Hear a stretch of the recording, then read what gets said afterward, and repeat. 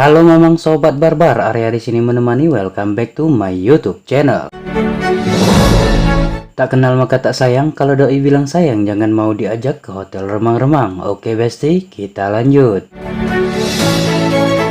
Konten kali ini kita akan membedah alur cerita movie yang berjudul Turis yang diadaptasi dari kisah nyata. Tentang misi kemanusiaan dan aksi tentara Rusia yang mana harus berperang melawan separatis pemberontak warga sipil menjelang pemilu presiden 2020 di Afrika Tengah. Oke, tanpa banyak basa-basi langsung aja kita ke alur ceritanya. Tarik sis, semongko.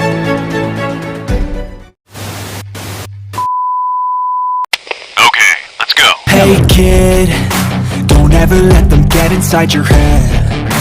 They'll tell you what to do in life instead of everything you know that you could get.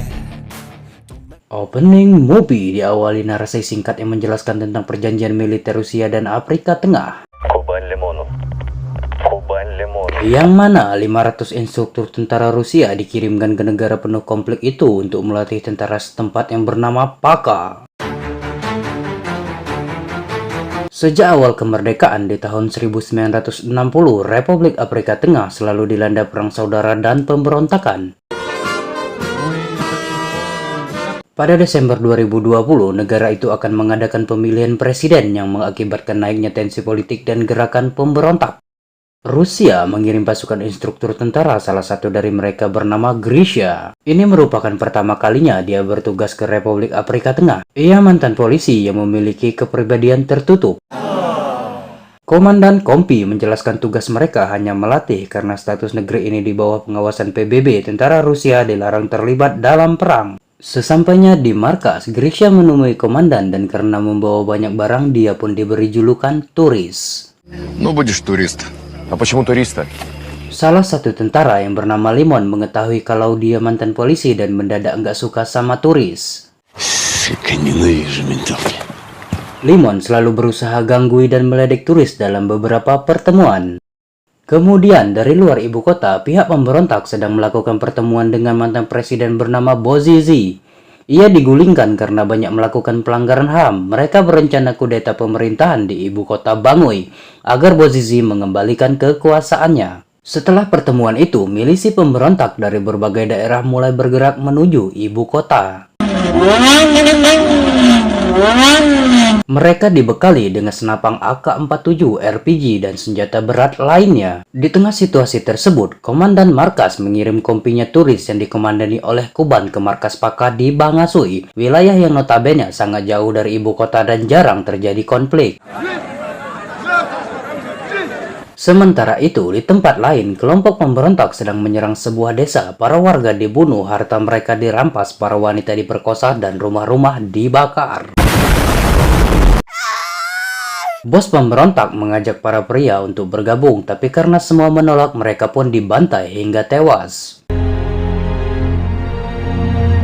Kemudian, tentara Rusia melaporkan aksi brutal pemberontak kepada komandan di markas besar. Menurutnya, sudah waktunya pasukan Rusia membantu dalam pertempuran dengan pemberontak. Namun, yang bisa memutuskan hanya pemerintah setempat. Laporan itu kemudian diteruskan kepada Presiden Afrika Tengah. Setelah mempertimbangkan, Presiden merespon dan mengizinkan pasukan Rusia terlibat perang dengan pemberontak jika harus diperlukan.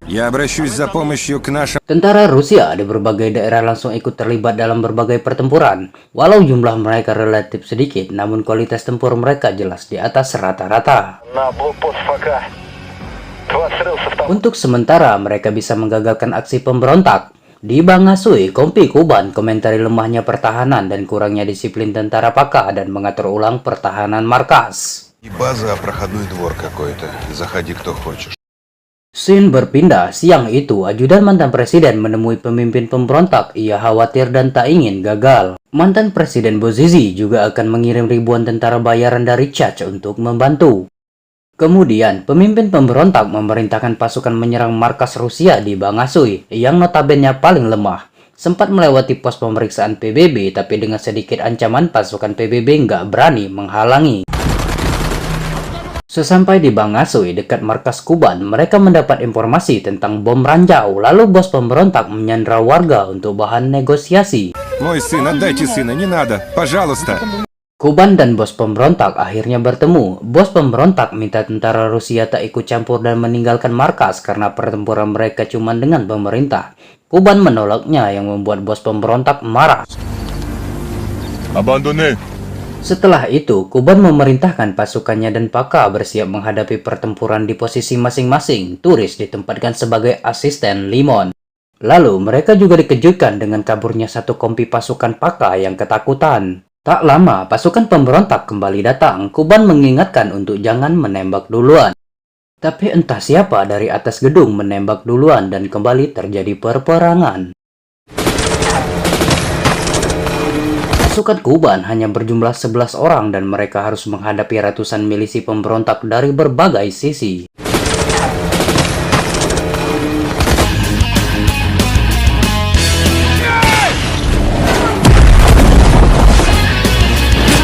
Enemy down.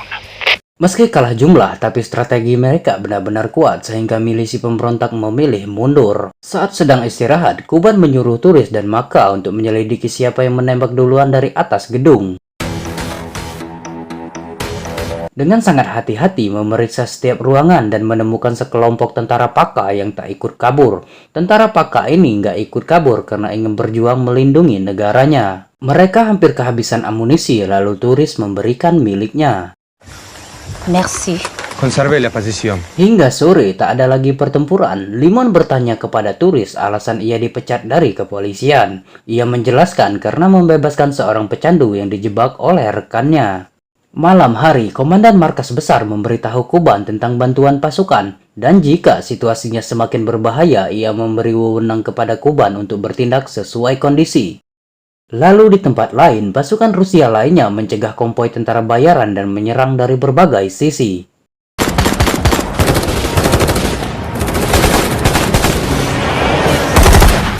Dari tentara bayaran yang masih hidup mengatakan jika setengah pasukan dari mereka sedang menuju Bangasui. Очень.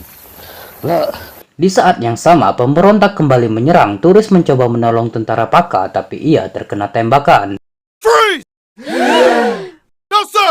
Limon dan Maket datang menjemput. Pertempuran terus berlanjut sampai akhirnya pemberontak kalah dan mundur. Enemy down. Turis diobati dengan seadanya. Kuban melapor ke markas dan helikopter bantuan dalam perjalanan. Di sisi lain, bos pemberontak dimarahi sama ajudan mantan presiden karena kalah telak. Kemudian terlihat ratusan tentara bayaran telah tiba di Bangasui. Karena gagal, bos pemberontak tewas ditembak komandan tentara bayaran. Kedatangan tentara bayaran telah diketahui Kuban. Komandan markas memerintahkan mundur ke markas PBB, tapi Kuban memilih untuk bertahan karena bisa membahayakan negara ini jika mereka menyerah. Lalu Limon mendatangi Turis yang masih kritis. Ia meminta maaf atas perlakuannya selama ini. Limon berkata ia tak menyukai polisi karena dulu anaknya tewas dengan gangster dan polisi datang terlambat. Kemudian helikopter sampai, Limon dan Maket mengevakuasi Turis ke dalam helikopter dan helikopter juga memberikan stok amunisi. Di waktu yang sama, tentara bayaran mulai menyerang. Kali ini pasukan Kuban kesulitan karena banyaknya tentara bayaran.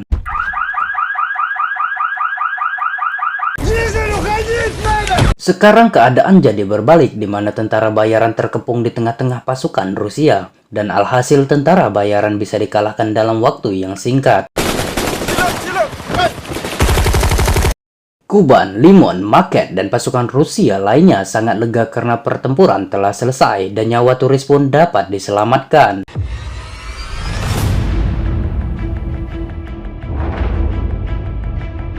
Di tempat lain, mantan Presiden Bozizi sangat marah mendengar kekalahan, tapi ajudannya menyuruh untuk tetap tenang. Ia mengatakan mereka masih bisa menggunakan cara lain seperti suap, sara, dan adu domba agama untuk menguasai negara ini nantinya. Setelah itu, satu persatu daerah yang tadinya dikuasai pemberontak berhasil dibebaskan tentara gabungan Rusia dan Paka. Lalu Presiden Afrika Tengah berpidato berjanji akan mewujudkan pemilu yang adil dan aman bagi rakyatnya.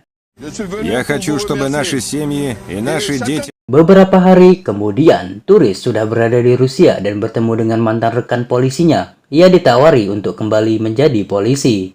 Turis melihat berita di TV tentang keberhasilan pemilu di Afrika Tengah di mana presiden petahana terpilih kembali. Pada akhirnya turis menolak tawaran dan memilih kembali ke Afrika Tengah untuk menjaga perdamaian. Lalu film pun berakhir. Почему турист-то, кстати? Летаю в ад.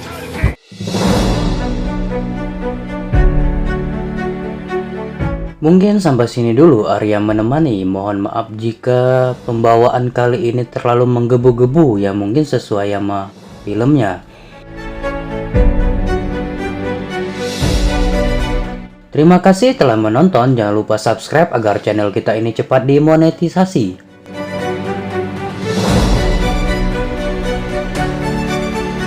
Ura.